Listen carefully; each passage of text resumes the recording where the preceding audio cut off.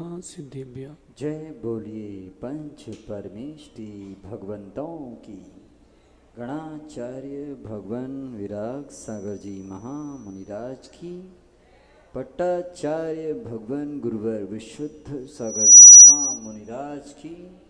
श्रुत संवेगी महाश्रमण आदित्य सागर जी महामुनिराज की। 3 कम 9 करोड़ महामुनिराजों की। आज पुनः हमारे सौभाग्य का उदय हुआ है कि हमारे बीच परम पूज्य शताब्दी देशनाचार्य पट्टाचार्य भगवान गुरुवर विशुद्ध सागर जी महामुनिराज के परम स्नेही शिष्य श्रुत संवेगी महाश्रमण आदित्य सागर जी महामुनिराज आपके अंतरंग में होने वाली नाना जिज्ञासाओं का आगम से उत्तर देने के लिए उपस्थित हुए हैं। सर्वप्रथम उन लोगों को मौका दिया जा रहा है जो ऑनलाइन पर हैं, फिर आपको मौका दिया जाएगा। बुरहानपुर मध्य प्रदेश से संदेश जैन नमोस्तु निवेदित करते हुए प्रश्न पूछ रहे हैं। गुरुदेव, वर्तमान में समय के अभाव के कारण सुबह से शाम तक मैं सिर्फ सुबह दर्शन करने मंदिर जा पाता हूँ। उसके बाद कोई धार्मिक क्रिया में हम शामिल नहीं हो पाते हैं, तो ऐसा क्या करें कि जिससे हम धार्मिक कार्य में भी सम्मिलित हो और कुछ सहयोग सामाजिक कार्य में भी कर सकें? कृपया समाधान कीजिए। देखिए, मैं कभी नहीं मानता कि समय का अभाव है। मैं मानता हूँ कि समय का मिसमैनेजमेंट है।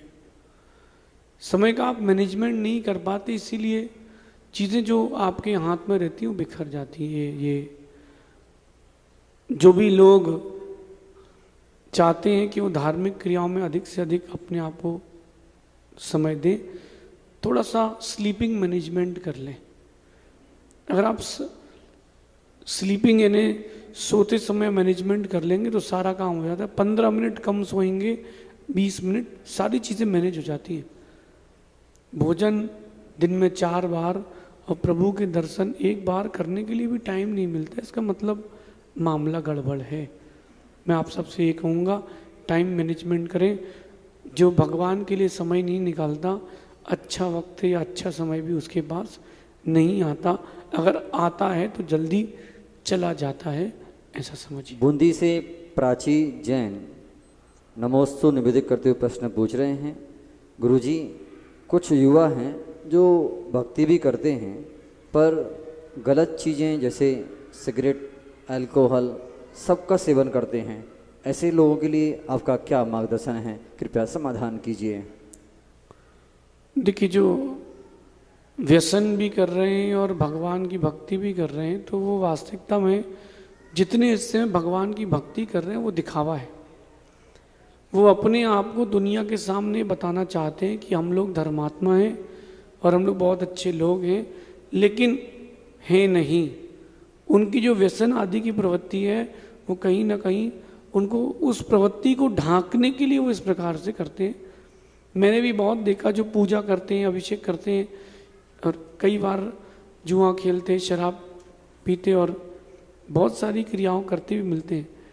कई बार ये भी रहता है कि वो छोड़ नहीं पा रहा और कई बार ये भी रहता है कि वो अपने आप को अच्छा प्रेजेंट करना चाहता है। तो जो ये प्रवृत्ति करते मैं उनसे कहता हूँ कि एक काम अच्छा किया, 4 काम बुरे किए तो वो बराबर हो गया, बल्कि कहीं और माइनस में ना चले जाओ। थोड़ा अपने आप को विवेक के परिचय से जोड़ें। कभी भी कोई भी परिस्थिति हो, व्यसन से खुद को दूर रखें। भगवान की भक्ति आपकी मुक्ति का साधन है, तो व्यसन करने से क्या लाभ, ऐसा समझिए। साडौरा से सोहानी जैन नमोस्तु निवेदित करते हुए प्रश्न पूछ रही हैं। गुरुदेव, जब हम विधान करते हैं तब कलावा बांधते हैं और वह संकल्पित होकर बांधते हैं, तो वह अंतिम दिवस तक बंधा रहता है। क्या उसे नियमित रूप से बांधे रखेंगे तो क्या कोई नियम का पालन करना पड़ेगा? कृपया समाधान कीजिए। देखिए, ये जो विधान में, पंचगणक आदि में अथवा बड़े अनुष्ठानों में ये शुद्धिकरण के लिए, आपके सकलीकरण के लिए कलावा आदि बांधा जाता है और उसका उद्देश्य रहता है कि जब तक आप विधान आदि में बैठे तो कोई आपके अशुद्धि ना हो जाए, यानी कोई शोर सूतक लग गई तो आपके कम से कम धर्म की क्रियाओं में बाधा ना आए। लेकिन जब विधान का निष्ठापन होता है तो या पंचकणक आदि का, तो जो प्रतिष्ठाचार्य होते हैं वो उसको कलावे को खोलने के लिए कहते हैं कि आप अपना कलावा खोल लीजिए। अब वो कई लोगों के मन में रहता है कि बंधा रहेगा तो बहुत अच्छा रहेगा, ये कलावा बंधा रहेगा तो कहीं ना कहीं हमारे साथ और अच्छा होता रहेगा।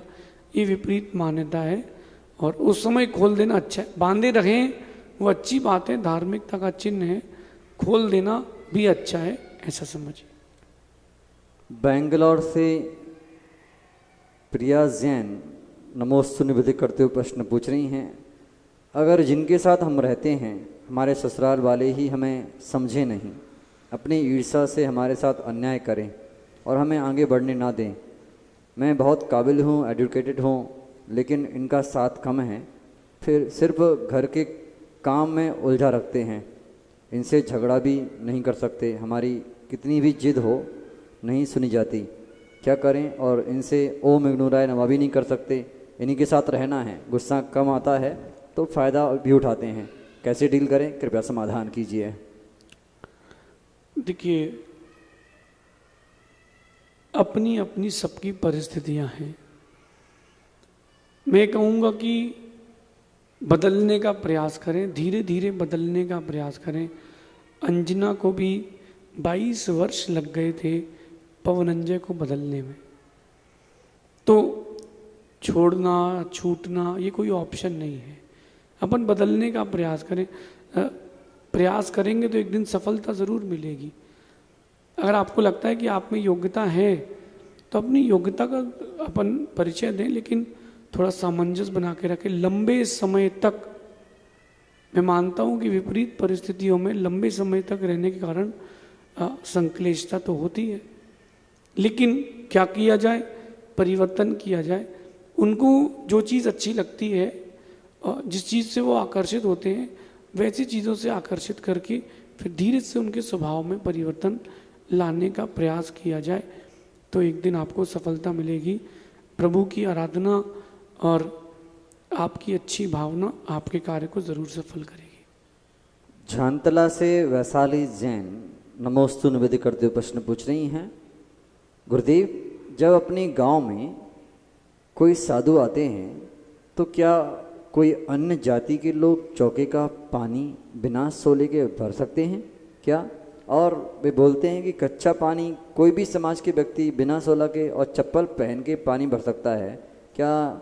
एक विशेष संघ के साधु ये कहते हैं और आहार भी लेते हैं, तो क्या यह उचित है? कृपया समाधान कीजिए। देखिए, ये तो अपने अपने संघ की व्यवस्था है, लेकिन मूलाचार सबका एक सा है। मूलाचार में कहीं नहीं लिखा है ऐसा कि पानी कैसे भरो, ये अपना विवेक है। चौके आदि के समय अशुद्धि में पानी भरना इस प्रकार से चप्पल आदि पहन के अयोग्य है। लोग क्या सोचेंगे, लोग क्या बोलेंगे? लोक मर्यादा का भी तो ध्यान रखें। और हर किसी व्यक्ति से ऐसा नहीं करवा सकते, क्योंकि वो क्या पता क्या खाता है, क्या पीता है, कहाँ रहता है।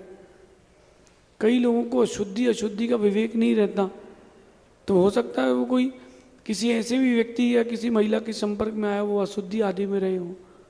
तो परिस्थितियां बहुत सारी बन सकती हैं, ज़रूरी नहीं कि है, बन सकती हैं। कहीं ना कहीं हमें इस प्रकार की क्रियाओं से बचना चाहिए। बाकी उनके जैसा जिनकी व्यवस्था हो वो अपनी व्यवस्था देखें, योग्य अयोग का ध्यान रखें। ये तो सामान्य सी बात है कि पानी कैसे भरना चाहिए। अगर इतना भी पता ना हो तो फिर साधुचर्या कैसे करा पाएंगे, ऐसा सोचिए। महाराष्ट्र से मनीष साहू जी नमोस्तु निवेदित करते हुए प्रश्न पूछ रहे हैं, गुरुदेव, विदेश क्षेत्र में सिमंदर भगवान का समोसरण चल रहा है, तो क्या समोसरण कब तक चलेगा? ऐसा कोई समय निश्चित होता है क्या? और अगर भगवान का निर्माण हो जाए तो हमें यहाँ पता चल सकता है क्या? कृपया समाधान कीजिए। देखिए, अभी ऐसा कोई नेटवर्क विदेश क्षेत्र से यहाँ डला नहीं है कि अपन मालूम कर सकते हो। जो भगवान की वाणी में खिरा है उस पर अपन चर्चा कर सकते हैं। एक व्यक्ति अगर बैठ कर के आगम का अच्छे से अध्ययन करे तो वो बहुत सारी चीज़ों को, अपने आप को बहुत सारी चीज़ों से जोड़ सकता है। 20 तीर्थंकर विदेह क्षेत्र में हमेशा विद्यमान रहते हैं। यानी जो जम्बू द्वीप का विदेह क्षेत्र है उसमें पूर्व पश्चिम उत्तर दक्षिण 4 विदेह हैं, तो उन सब में एक एक, फिर ऐसे ही अन्य द्वीप के 2 विदेह और ऐसा कुल मिला के 160 विदेह क्षेत्र होते हैं, जिनमें हर 32 में 4 यानी 160 में 20, ऐसे टोटल 20 तीर्थंकर हमेशा विद्यमान रहते हैं। सिमंदर स्वामी की बात करते हैं। सिमंदर स्वामी जम्बू द्वीप के विदेह क्षेत्र में हैं। जैसे ही उनका निर्वाण होता है वो योग निरोध करते हैं, दूसरा जीव तीर्थंकर बनकर के उस स्थान पर स्थापित हो जाता है। लेकिन वो तीर्थंकर नहीं बनते, नए नए तीर्थंकर बनते हैं और पुराने तीर्थंकरों का निर्वाण होता रहता है। बाकी वहाँ कैसा चलता है, आगम में जो उपलब्ध है उससे जाने। बाकी वर्तमान की वहाँ की स्थिति के लिए कोई सैटेलाइट वहाँ नहीं पहुँच पाई है, पहुँचते ही आपको सूचना दी जाएगी। चल करण जी से प्रत्युष बाकलीवाल नमोस्तु निवेदित करते हुए प्रश्न पूछ रहे हैं, गुरुदेव जब अदरक सुखाते हैं तो उसके अंदर के जीव मर जाते हैं या स्थान परिवर्तित करते हैं, तो हमें सूखी अदरक खानी चाहिए या नहीं? फिर तो किसी भी जमीन गंध को सुखाकर खा सकते हैं, क्या समाधान कीजिए? देखिए, मूलाचार ग्रंथ और रत्नकरण श्रावकाचार ग्रंथ में बहुत सारी बातें दी और उनका समावेश आपको समझाता हूँ। कंदमूल खाने योग्य नहीं है, फिर भी 5वीं प्रतिमाधारी जीव, उसमें समंतवत स्वामी ने रत्नकरण श्रावकाचार में लिखा है कि कंद आदि प्रासुक करके ले सकते हैं। इसका ये मतलब नहीं कि आलू प्याज शकला आदि खा सकते हैं। कौन सा कंद ले सकते हैं? तो मूलाचार में वटकेर स्वामी कहते हैं जो कंद सूखने के बाद लकड़ी हो जाए, कंद यानी जमीन के अंदर होने वाले अनंत जीवों का समूह, सूखने के बाद अगर वो लकड़ी हो जाता है तो उसमें जीव राशि नहीं होती। तो कभी आप आलू सुखाना तो वो सूखता नहीं है, लकड़ी नहीं होता। केवल 2 ही ऐसे कंद हैं, एक हल्दी और एक अदरक। ये सूखने के बाद लकड़ी हो जाते हैं तो उनका सेवन औषधि आदि रूप में कर सकते हैं, कोई बाधा नहीं है। लेकिन शेष कंद सूखते नहीं हैं, यानी सूख भी गए तो लकड़ी नहीं होते, तो इसलिए उनका सेवन करना आगम में वर्जित है, ऐसा मूलाचार जी में लिखा है। अब वो जीव तो मर गए, आपके मन में आ रहा होगा वो जीव तो मर गए, तो वो श्रावक की द्वारा की क्रिया मुनियों की नहीं है। पानी भी छानते हैं तो उसमें जीवों की 2 इंद्रिय जीवों की तो रक्षा कर ली जल गालन से, 1 इंद्रिय जीव तो जाएंगे ही जाएंगे ना। तो वो श्रावक का आरंभ है और श्रावक उसको कर सकता है, मुनिराज नहीं कर सकते, ऐसा समझिए। इंदौर से जयश्री जैन नमोस्तु निवेदित करते हुए प्रश्न पूछ रही हैं, गुरुदेव मैं चारित्र शुद्धि के व्रत 81 से कर रही हूँ, तो उसके साथ में कल्याण मंदिर के व्रत ले सकते हैं क्या? कोई दोस्त तो नहीं होगा? कब से और कैसे कर सकते हैं, कृपया समाधान कीजिए। देखिए, एक व्रत के साथ दूसरा व्रत नहीं कर सकते। चारित्र शुद्धि के 1234 व्रत हैं। अब आप सोचो कि भक्तामर जी और ले लें, नवोकार के भी ले लें, तो वो ऐसा नहीं चलेगा। अगर आप उस तिथियों को छोड़ करके किसी और तिथि में करो तो कोई बाधा नहीं।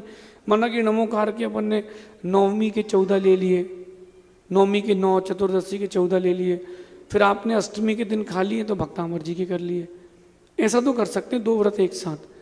लेकिन आप सोचे कि बड़ा व्रत ले लिया उसमें सभी कर लेंगे तो नहीं कर पाएंगे, कुछ और आपको उसमें एडजस्टमेंट करना पड़ेगा। जिस दिन ये करेंगे उस दिन वो काउंट में नहीं होगा। कल्याण मंदिर व्रत विधि ये है कि अष्टमी चतुर्दशी के दिन किसी भी दिन किसी भी महीने के व्रत प्रारंभ कर लें, अपनी शक्ति के अनुसार उसकी अवधि कर लें निश्चित। उपवास, एकासन, रस त्याग, नीरस जैसे आपको करना हो, भगवान पारसनाथ स्वामी की जाप, कल्याण मंदिर विधान और उद्यापन के दिन अपनी शक्ति से दान देकर के उद्यापन करना चाहिए। अगर उद्यापन नहीं करते हैं तो व्रत को धूना करना चाहिए, ऐसा आगम का कथन है। नीमच से दिनेश कुमार राठौर नमोस्तु निवेदित करते हुए प्रश्न पूछ रहे हैं, गुरुदेव आपने बताया था कि मृत्यु से पहले करने की तैयारी करो, तो जिज्ञासा यह है मृत्यु कितने प्रकार की होती है एवं हमारी मृत्यु किस प्रकार हो, हमें कौन सी भावना भानी चाहिए जिससे हमारा मरण अच्छा हो और सदगति को प्राप्त हो, कृपया समाधान कीजिए। देखिए, आगम में 5 प्रकार के मरण का वर्णन दिया है। बाल मरण, बाल बाल मरण, बाल पंडित मरण, पंडित मरण, पंडित पंडित मरण। ये 5 प्रकार के मरणों का विस्तार जब करते हैं तो वो विस्तार जो होता है 17 प्रकार के मरणों तक जाता है। तो जो पंडित मरण है उसके बहुत सारे भेद हैं, इंगिनी मरण, भक्त प्रत्याख्यान, प्रायोगमन मरण, संन्यास इत्यादि, ये भक्त प्रत्याख्यान के ही भेद हैं। तो जब भी मरण की बात आती है तो मैं एक बात कहता हूँ, जो आपके योग्य हो वो ज़रूर कर लें। ऐसा ना हो जाए कि मनुष्य जन्म व्यर्थ चले जाए। लेटे लेटे चले गए अगर, तो फिर से जल्दी जल्दी आना पड़ेगा। बैठ के जाओगे तो सिद्धों के साथ बैठने मिलेगा। तो अपन समाधि की तैयारी करें, ये आपका कर्तव्य है। आगे की बात कहता हूँ, मरण के पहले मरण की तैयारी करने का मतलब ये है, जब भी सांस निकलेगी। कल मैं इसका प्रयास किया मैंने, कल दोपहर में सामायिक में मैं सोच रहा था, मैं जो वैसे रोज ही करता हूँ, सांस रोक ली। जब मृत्यु होगी तो क्या होगा, एकदम से सांसें बंद हो जाएंगी और दूसरी सांसें कहीं और चालू हो जाएंगी। यही मरण है और यही जन्म है। तो मैंने सोचा कि जब अंतिम समय क्या घुटन होती होगी अंदर, तो थोड़ी देर मैंने सांस रोकी, फिर वापस ले ली। क्योंकि अगर ऊपर से सांस वापस निकल जाए तो ठीक है, जीवित रहोगे। अधोगमन वायु का हो गया तो मृत्यु हो जाएगी। तो अभ्यास करना चाहिए, लेकिन गुरुओं से पूछ करके आज्ञापूर्वक मरण का अभ्यास करो। मरण के चिंतन से आपका संसार, शरीर और वैराग से वैराग की वृद्धि होगी और यही आपके जीवन में आगे समाधि की ओर ले जाएगा। उपवास आदि भी समय समय पर करना चाहिए, रस त्याग करना चाहिए, ताकि अंतिम समय आपको इंद्रियों को ज़्यादा विस्तार ना मिले, ऐसा समझिए। भुवनेश्वर से प्रतीश पांडे, नमस्ते मुनि जी। यदि वास्तव में भगवान हैं तो जब संसार में अत्याचार, अनाचार, अन्याय जैसी घटनाएं होती हैं या जब कोई निर्दोष व्यक्ति कष्ट झेलता है, तब भगवान क्यों नहीं आते? जब सबसे अधिक आवश्यकता होती है तब वे सहायता क्यों नहीं करते? कृपया समाधान कीजिए। देखिए, जैन दर्शन यही कहता है जो आप कह रहे हैं। भगवान तो हैं, लेकिन वो भगवान बन चुके हैं, वो अब आप नीचे आकर के आपका कोई कल्याण करने नहीं आएंगे। काले कल्प सते पिचा गते शिवा नाम च विक्रिया लक्षा उत्पातोपि यदि स्यात् त्रिलोक संभ्रांति कर्ण पटु। समुद्रभद्र स्वामी कह रहे हैं, अनंत कल्प काल बीतने पर भी 3 लोक को हिलाने वाला भूचाल आ जाए, ऐसी विपत्ति आ जाए, तो भी सिद्ध हुए भगवान नीचे नहीं आते। जो दर्शन कहता है कि भगवान ने सृष्टि की रचना की, सब मिथ्या है, झूठ है, कपोल कल्पित बातें हैं। अगर भगवान ने सब चीजों की रचना की है, अगर आप भगवान होते तो नरक क्यों बनाते? भगवान ने बनाया इंसान को, और मुर्गी को भी भगवान ने बनाया, गाय को भी भगवान ने बनाया, और दोनों भगवान के बनाए हुए हैं, एक दूसरे को खा रहे हैं। भगवान ने कुछ नहीं किया। एक पंक्ति जो रामायण में लिखी है, समझना जरूरी है कि कर्म प्रधान विश्व कर राखा, जो जस करहि सो तस फल चाखा। होए वही जो राम रज राखा, ऐसा नहीं है। वरना राम की जयकार बोल रहे मुंह में गुटखा रखे, तो ऐसे लोगों को राम क्यों बनाएंगे? ये तो व्यक्ति की प्रवृत्ति है। भगवान ने कोई सृष्टि की रचना नहीं करी। हाँ, भगवान मोक्ष चले गए हैं तो फिर जैन लोग क्यों आराधना करते हैं? इसीलिए आराधना करते हैं कि उनकी आराधना से हमारे परिणाम विशुद्ध होते हैं और उन्हीं विशुद्ध परिणामों से हम लोगों को आगे पुण्य का संवर्धन, सद्गति होती है। इसलिए भगवान न किसी का विनाश करते हैं न निर्माण करते हैं। भगवान तो भगवान हो चुके हैं। हम सभी भगवान की आराधना करके भगवान बन सकते हैं। जो कहते हैं कि भगवान ने सृष्टि की रचना की तो कहाँ खड़े होके करी? स्थान तो होगा। और रचना की तो अच्छे से करते। ऐसे लोगों को नहीं बनाते ना जो दुनिया में दुख दे रहे हैं। अब बताओ, आप इतना युद्ध चल रहा है, करोड़ों लोगों की पैसों का प्रॉब्लम हो रही है युद्ध में, जो इंपोर्ट एक्सपोर्ट करते हैं उनके प्रॉब्लम। भगवान को इतना तो पता होगा कि इंपोर्ट एक्सपोर्ट चल रहा है। तो ये सब मिथ्या बातें हैं। भगवान कुछ नहीं करते। हाँ, भगवान की भक्ति से सब कुछ होता है, ऐसा समझिए। शेष जिज्ञासाओं का समाधान आगे आने वाले समाधानों में होगा। अब हमारे समक्ष जो जिज्ञासु जन हैं वो आएंगे, क्रम से अपनी जिज्ञासा रखेंगे। जिनका नाम बोला जा रहा है पहले से स्थान पर पहुंच जाएं। आपका स्थान नियुक्त कर दिया गया है। सर्वप्रथम जिज्ञासा के लिए आ रहे हैं सचिन जैन और इसके बाद तैयार रहेंगी रानी सेठी। एक सूचना ऑनलाइन जिज्ञासुओं के लिए, आपके प्रश्न पूज्य श्री ने समाधान में दे चुके हैं। आप पुनः पुनः अपनी जिज्ञासाएं रिपीट ना करें। त्रय मुनि राजू के चरणों में कोटि कोटि नमस्तु नमस्तु नमस्तु। एक स्वामी गुरुदेव, मेरी समाधान है कि गुरुदेव, जब कोई इंसान धन धान्य या किसी वस्तु का दान करता है, पुण्य करता है, तो पहले तो जो दान करते थे तो पहले मतलब एक हाथ से दिया जाता था और दूसरे हाथ को पता नहीं पड़ता था। लेकिन आज जब कोई दान करता है तो छिपा के नहीं करता, छपा के करता है। ऐसा क्यों गुरुदेव? देखिए, मैं एक बात बोलता हूँ कि दान जब भी दें तो छुपा कर के दें, श्रेष्ठ है। फिर भी अगर कोई छपा कर के दे रहा है, इस उद्देश्य से दे रहा है कि लोगों के अंदर अवेयरनेस आए कि आप भी करें, तो बुरा नहीं है। लेकिन अगर वो इस भाव से दे रहा है कि मैंने किया है, मुझे देखो, तो ये गलत है। और मैं कहता हूँ कि जो जितना कर रहा है उतना बहुत है। बहुत सारे लोग तो ऐसे भी हैं, एक का सिक्का दान नहीं दे पाते और जो देता है उसकी निंदा करते मिलते। तो दान देना चाहिए, किसी को मालूम ना चले, अच्छी बात है। छिपा कर के ही देना चाहिए। आप किसी को दान देके उसकी फ़ोटो खिंचवा रहे हो, गलत है, मानता हूँ। लेकिन उसका उद्देश्य क्या है? आज भी यहाँ बोलियाँ होती हैं, कहीं कुछ दान करता है, धान्य आदि का भी, या स्कॉलरशिप भी दी जाती है, तो उसको अगर बता के कर रहा है तो उसका उद्देश्य हो सकता है ये हो कि आप लोग भी ऐसे ही अपने ग्रुप्स बना करके और करें, ताकि आगे भी आगे जा करके और भी लोग इससे लाभान्वित हो। जैसा अभिप्राय है वैसा पाप और पुण्य का बंध, ऐसा समझिए। अगली जिज्ञासा के लिए तैयार रहेंगे वैभव जैन।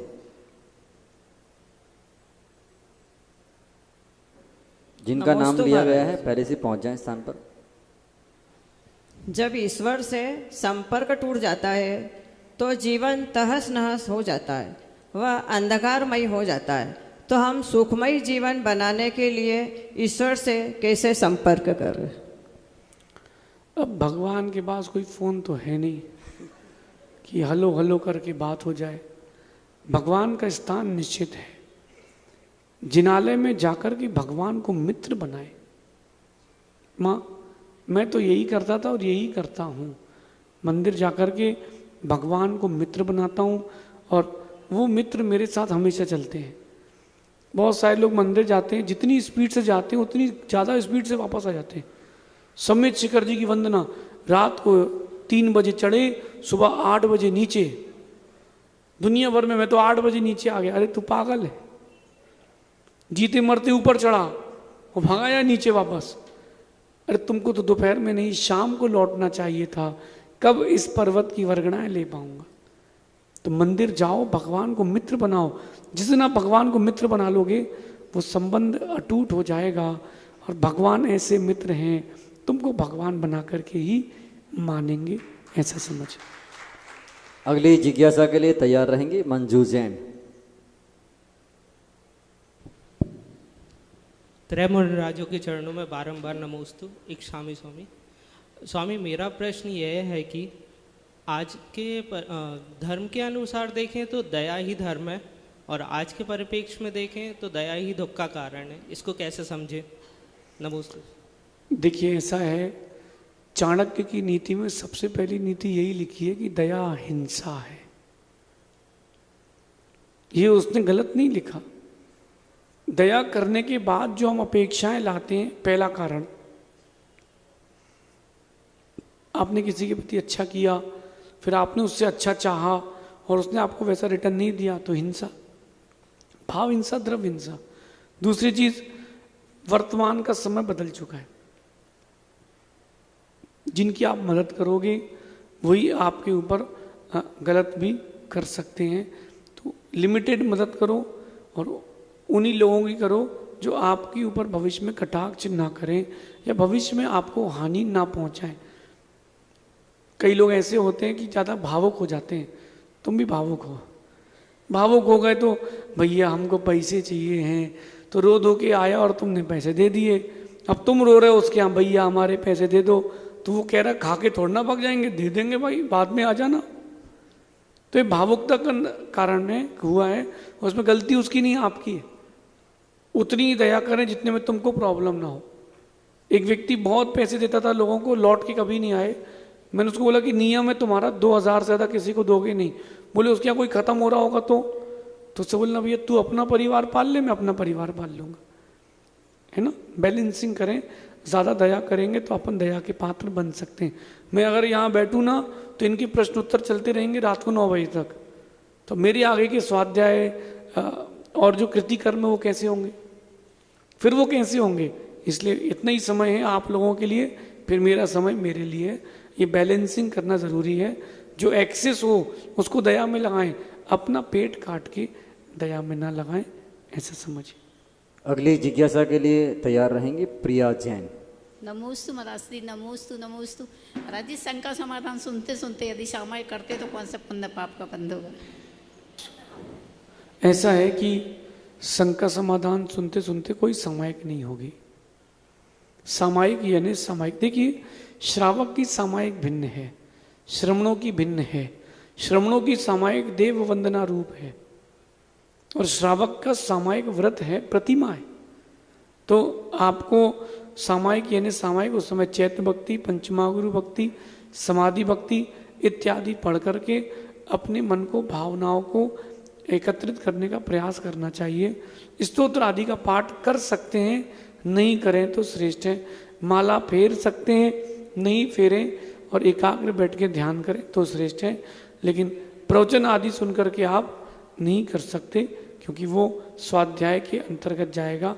सामायिक में स्वाध्याय नहीं करते, ऐसा समझिए। आगे चलते हैं। अगली जिज्ञासा के लिए तैयार रहेंगे दिलीप जी, और अंतिम जिज्ञासा के लिए तैयार रहेंगे अनीता जैन।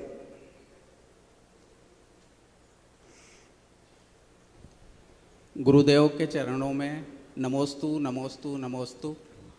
कि कोई भी शिष्य यदि किसी भी गुरु को अब केवल गुरु मान ले तो क्या गुरु और शिष्य का संबंध स्थापित हो जाता है या गुरु का आशीर्वाद जरूरी है? देखिए, दोनों बातें हैं। दिलीप नाम आपका भैया, दोनों चीज़ें हैं। एक तो शिष्य बनना, फिर उसके बाद शिष्य बनने के बाद क्या होता है, गुरु की एक अलग दृष्टि होती है। जो भक्त होता है वो भक्ति करके चला जाता है, उसके ऊपर गुरु का कोई अनुशासन नहीं होता। लेकिन जो शिष्य होता है उसके ऊपर पूरा अनुशासन होता है, और वो अनुशासन विहीन होगा तो गुरु उसको प्रायश्चित भी देंगे, डांट भी लगाएंगे। ये संबंध है। और फिर गुरु उसको, शिष्य को वैसा ट्रीट भी करते, क्योंकि यार मेरा शिष्य है तो इसकी उन्नति होना चाहिए। तो ऐसा ये है। और भक्त बनना सरल है, शिष्य बनना कठिन है। जो अनुशासन में रह पाए वही शिष्य बने, जो अनुशासन में ना रह पाए वो भक्त बनकर के जिंदगी जिए। लेकिन देखो, रजिस्टर्ड और नॉन रजिस्टर्ड में अंतर है ना। जो भारतीय नागरिक है उनको अलग भारत की सुविधा मिलती है, भारतीय नागरिक नहीं हो तो वैसी सुविधा नहीं मिलती। शिष्य को शिष्यता की गरिमा मिलती है, गुरु का गुरु मंत्र मिलता है, और भी चीज़ें होती हैं। हाँ, इतना है, वो गुरु शिष्य का संबंध बनाने के बाद आजन्म निभाना चाहिए, क्योंकि ये संबंध बहुत मुश्किल से मिलता है, ऐसा समझिए।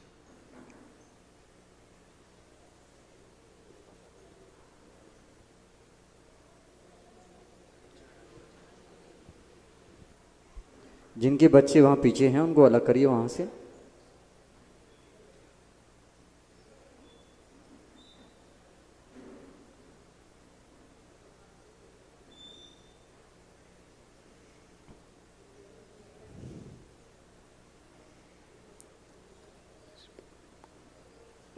चलिए।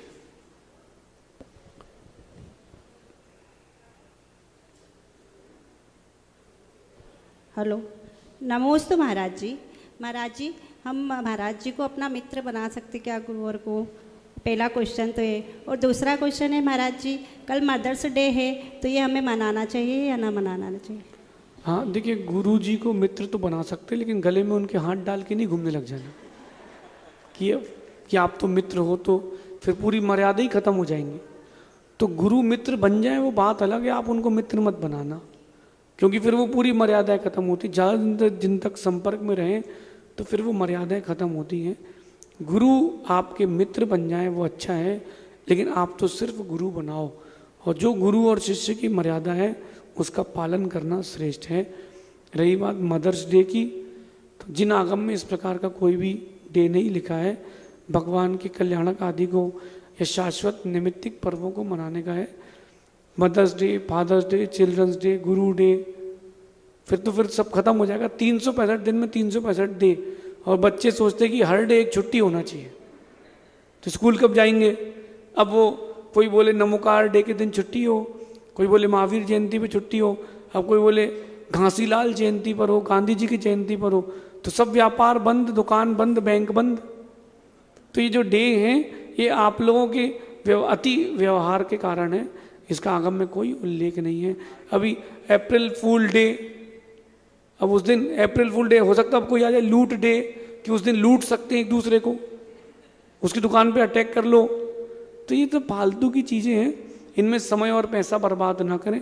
फ्रेंडशिप डे, सबको फ्रेंडशिप डे में फ्रेंडशिप डे का बैंड बांधो। अरे भैया, फ्रेंडशिप डे का बैंड बांध दियो, जिसने बांध दिया वो फ्रेंड, जिसने नहीं बांधा वो कोई फ्रेंड नहीं है। तो ये समय बर्बादी की चीज़ें हैं।